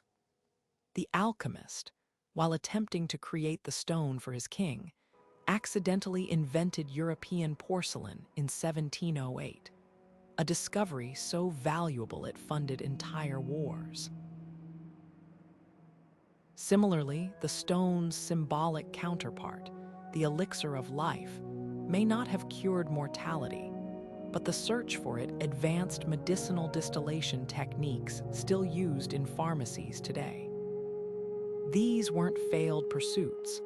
They were misdirected ones, like Columbus sailing for Asia and stumbling upon the Americas instead. The myth that alchemy was purely mystical also crumbles under scrutiny. 8th century writings describe precise measurements for acid concentrations, while the 13th century scholar debunked fraudulent transmutation claims using empirical tests. Their laboratories weren't shadowy caves, but forerunners of modern labs, stocked with meticulously labeled flasks and calibrated scales. Even their seemingly bizarre rituals had method to the madness. When an alchemist timed an experiment to planetary alignments, it wasn't mere superstition. It reflected a belief in cosmic harmony that modern science echoes in studies of circadian rhythms and tidal patterns. Perhaps the most persistent misconception is that alchemy died with the Enlightenment. In truth, it evolved. Its groundbreaking work on oxygen borrowed from alchemical concepts of vital air, while Isaac Newton's calculus and optics were deeply intertwined with his alchemical studies. The real divide wasn't between superstition and science, but between different ways of framing the same questions. Where alchemists saw the universe as alive and interconnected, early chemists sought to dissect and categorize.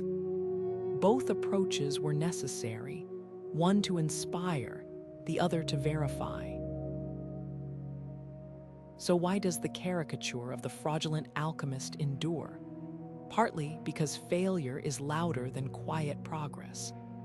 A con artist's dramatic downfall makes better folklore than a monk's incremental advances in metallurgy.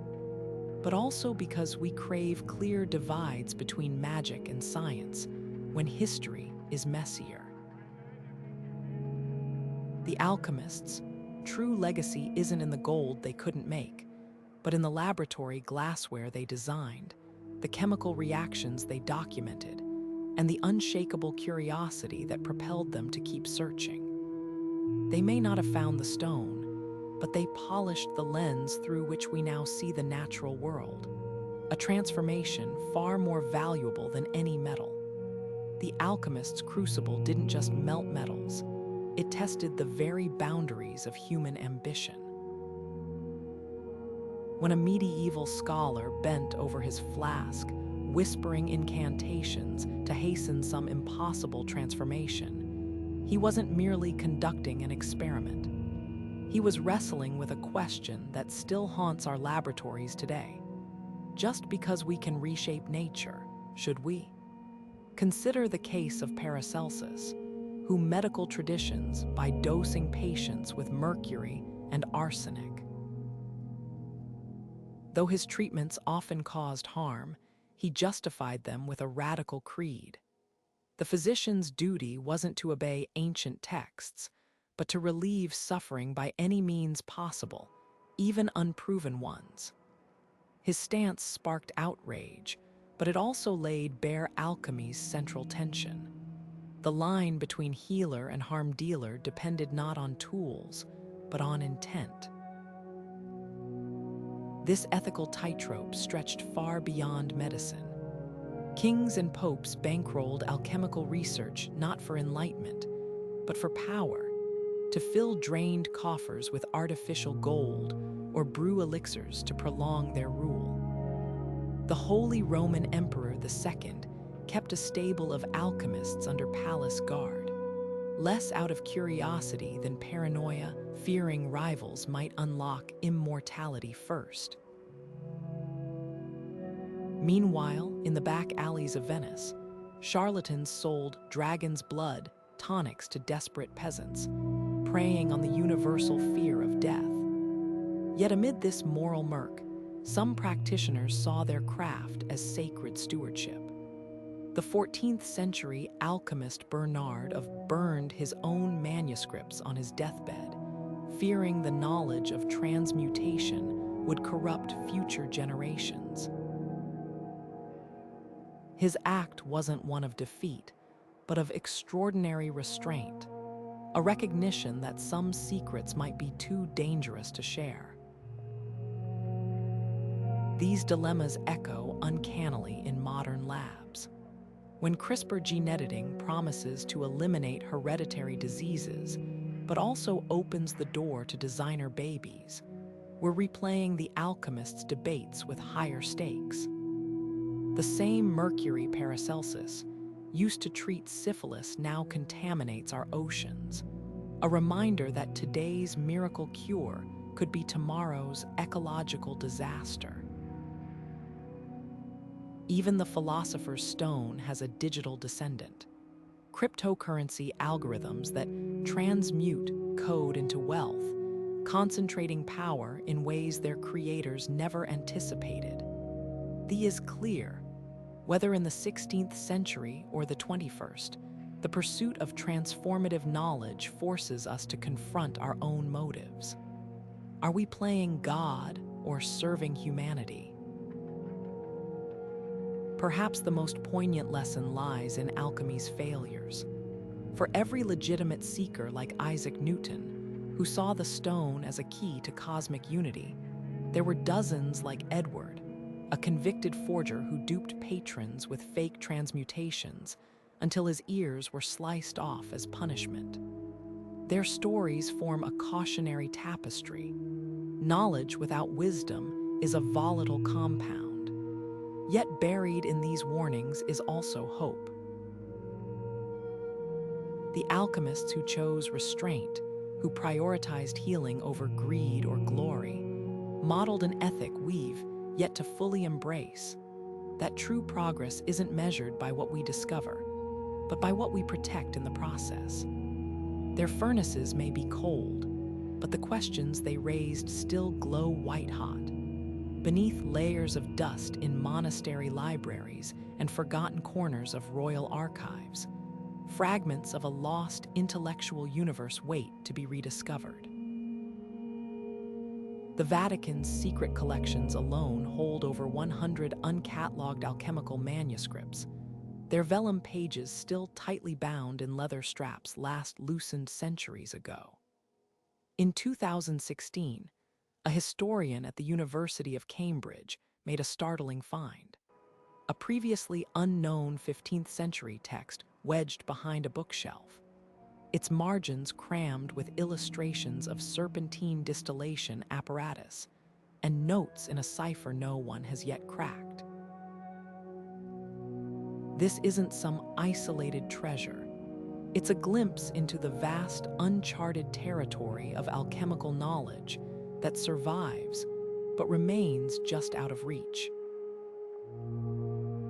Consider the fate of the legendary tablet, a bronze artifact covered in alchemical symbols that vanished after Napoleon's troops looted Rome in 1798. Rumors place it in a private collection in Vienna, its glyphs potentially holding the key to understanding how Renaissance adepts linked Egyptian metallurgy with Christian mysticism. Then, there's the Codex, a German manuscript from 1482 that chemists recently analyzed using multispectral imaging. Beneath visible ink, they found erased passages describing a mercury amalgam process that predates modern gold extraction methods by 300 years. Every recovery like this forces us to reconsider the timeline of scientific progress. What if crucial discoveries were made centuries earlier, then lost to war, censorship, or mere neglect? The challenge isn't just physical access, but linguistic decay. Many uncracked alchemical texts are written in code names, where the green lion might mean iron sulfate, or the crow's head could signify the residue of a burned lead compound. A single manuscript in the France contains over 200 such veiled terms, their meanings known only to the original author's inner circle. Modern scholars are racing against time, employing AI pattern recognition to match these codes with laboratory results described in adjacent paragraphs. Early attempts have yielded surprises. One team discovered that a recipe for the tears of the moon referred not to a poetic substance, but to a precise lunar phase timing for silver purification that actually affects crystalline structure. Perhaps the most tantalizing gaps lie in the Islamic world, where thousands of alchemical documents from the Golden Age remain untranslated from Arabic and Persian. A single page from Al, Book of Stones, recently surfaced in a Tehran marketplace, describes a distillation technique using a 7-chambered glass vessel that predates modern fractional distillation by 8 centuries. Meanwhile, in a Tibetan monastery, monks guard scrolls that blend Chinese pill-making traditions with Persian mercury symbolism, a cultural fusion that could rewrite our understanding of pre-Silk Road scientific exchange. The irony is painful. The same secrecy that once protected alchemists from persecution now shields their insights from modern researchers. But the hunt is accelerating. When the library in London digitized its occult collection, amateur codebreakers worldwide uncovered previously overlooked annotations linking zodiac signs to specific chemical reactions. In 2019, a teenager in Prague deciphered a passage in the manuscript by comparing it to her grandmother's folk medicine notes, revealing what might be an early description of antibiotic mold cultivation. These fragments form a mosaic, each recovered piece adjusting our perception of alchemy's sophistication. We're no longer dealing with mere proto-chemistry, but with a sprawling interdisciplinary tradition that wove together metallurgy, medicine, ecology, and spirituality. The question isn't whether more secrets remain, it's how many. With every technological leap in imaging, linguistics, and materials science, new layers of meaning emerge from old parchment. A palimpsest in the library in Florence, scraped clean and reused in the 1600s, recently revealed under ultraviolet light an erased Carolingian-era treatise on mineral vapors that describes something eerily close to greenhouse gas effects. What else might surface as we develop tools to peer deeper into the past? The alchemists believed nothing truly vanishes. It only changes form. Their lost manuscripts, waiting in shadows, test that very axiom. The next breakthrough in chemistry, pharmacology, or even environmental science might not come from a futuristic lab, but from a 900-year-old notebook finally giving up its encrypted wisdom. Centuries have passed since the last alchemist hung up their alembic, yet their legacy lingers like the ghostly shimmer of mercury on glass. What makes this arcane art so enduring? Perhaps it's the way alchemy straddles the line between the tangible and the transcendent, a bridge between weighing lead and pondering the soul. Modern science has demystified their processes, but not their purpose. When a medieval alchemist scribbled symbols in the margins of a manuscript, he wasn't just recording reactions. He was wrestling with the same existential questions that haunt us today. Can we cheat death, shape destiny, unlock the universe's hidden blueprints? Their tools were crude, but their ambitions were cosmic. Consider how alchemy's metaphors still pulse through our language. We speak of transforming our lives, distilling ideas to their essence, even chemistry between people. These aren't just borrowed phrases, they're proof of how deeply alchemical thinking permeates our worldview. The philosopher's stone might not exist, but its symbolic power does. Every time a biotech firm edits genes to extend, or an environmentalist seeks to purify polluted ecosystems, they're channeling the alchemist's dream, that matter and meaning can be reshaped by human will. Even our obsession with self-improvement carries echoes of the old quest, the belief that base instincts can be transmuted into higher virtues. Yet alchemy's true gift isn't in answers, but in questions. Those who dismiss it as failed chemistry miss its deeper lesson. That progress often begins with wild, even impossible dreams. The electric lights above you, the device in your hand, these were once fantasies as outlandish as the Elixir of Life. The alchemists remind us that today's absurdity might be tomorrow's breakthrough, if we dare to probe the unknown with both rigor and wonder. Their manuscripts, dense with coded symbols, are more than historical artifacts. They're invitations to keep searching, to blend curiosity with humility. So the next time you encounter an alchemical symbol, the on a tattoo, the sun and moon motif in a painting, pause and reflect. You're glimpsing a fragment of humanity's oldest, most audacious conversation. Not just about how the world works, but how it could work. That's the real gold the alchemists left behind, not in their crucibles, but in the enduring spark they lit within us. The furnace may be cold, but the fire they tended still burns. And who knows? Centuries from now, our own impossible quests might inspire new seekers to pick up where we left off. The great work never ends. It only changes form.